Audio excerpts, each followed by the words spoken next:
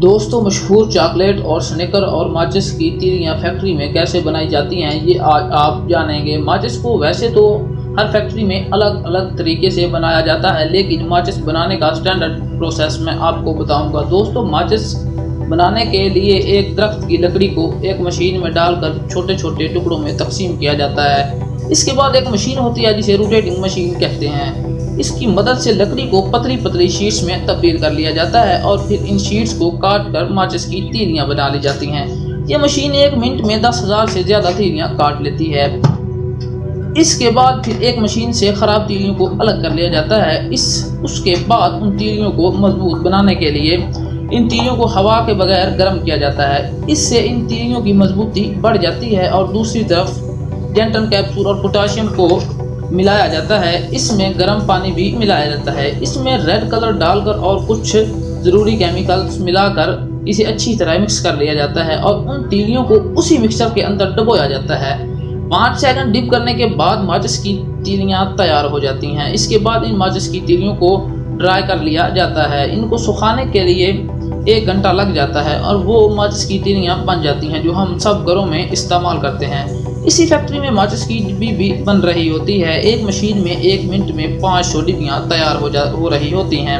इन डिब्बियों में माचिस की तीलियां भर दी जाती हैं। यूं माचिस तैयार हो जाती है। दोस्तों, अब चलते हैं दुनिया की मशहूर चॉकलेटों में से एक स्नैकर की तरफ। स्नैकर को 1930 में फ्रांसी मास्क ने आज़ाद किया था। एक और इंटरेस्टिंग बात, स्नैकर का जो नाम है इसका नाम एक घोड़े के नाम पर रखा गया था। ये फ्रांसी मास्क का घोड़ा था और इसका नाम भी स्नैकर था। दोस्तों, 92 साल पुरानी बनाई जाने वाली स्नैकर आज भी खाई जाती है। दोस्तों, स्नैकर की फैक्ट्री अमेरिका की रियासत टेक्सास में मौजूद है।